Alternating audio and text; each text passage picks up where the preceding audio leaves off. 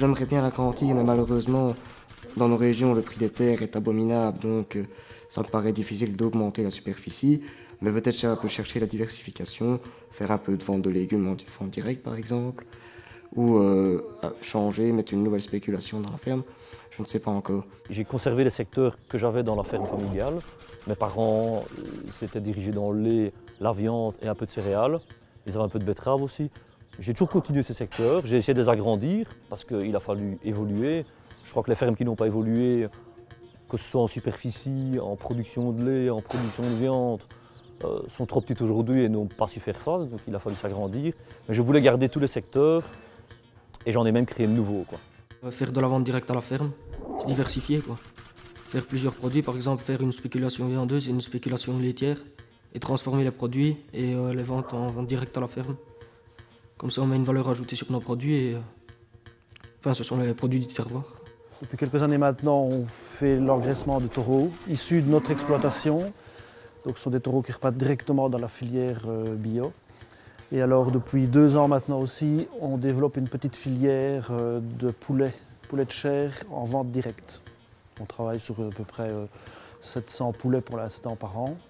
Et alors on essaye de développer cette filière-là parce que là on sent qu'il y a une demande du consommateur de revenir directement chez le producteur. Moi j'aimerais bien reprendre la ferme et passer la ferme en bio petit à petit et faire des légumes et plus se diriger vers de la vente directe, donc avec l'élevage et tout ce qui est légumes et céréales et tout ça. Avoir plus de contact avec les gens et promouvoir son métier, qu'on se fasse un peu mieux voir en Belgique. La vente directe pour moi c'est quelque chose aussi parce que ça ramène le client chez nous et bon, ça nous ramène de la fierté aussi. La diversification, c'est une bonne chose car on lisse les risques. Par contre, la diversification, c'est une charge énorme au point de vue de la main-d'œuvre et au point de vue de l'organisation du travail.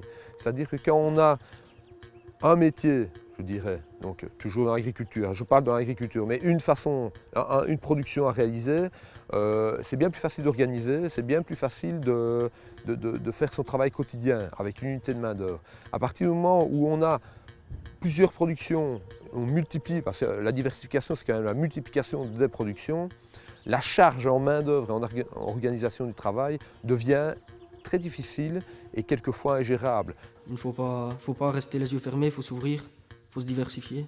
Nous n'envisageons pas de nous étendre parce que nous sommes suffisamment grands et papa approche tout doucement de sa pension et donc quand j'aurai repris la partie de papa, ce sera largement suffisant pour moi tout seul parce qu'il faut suivre au niveau main-d'œuvre, ce qui est un gros problème à l'heure actuelle.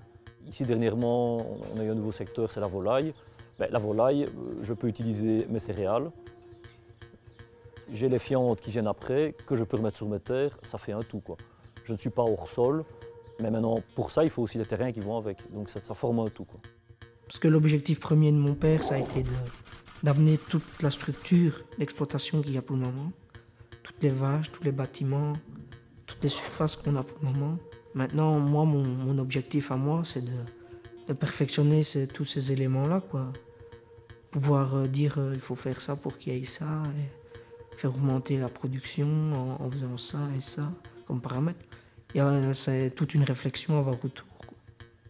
Nous avions une petite production laitière jusqu'en 2005 que nous avons abandonnée parce que ça ne rentrait plus dans notre façon de travailler. Donc on a perdu une diversification.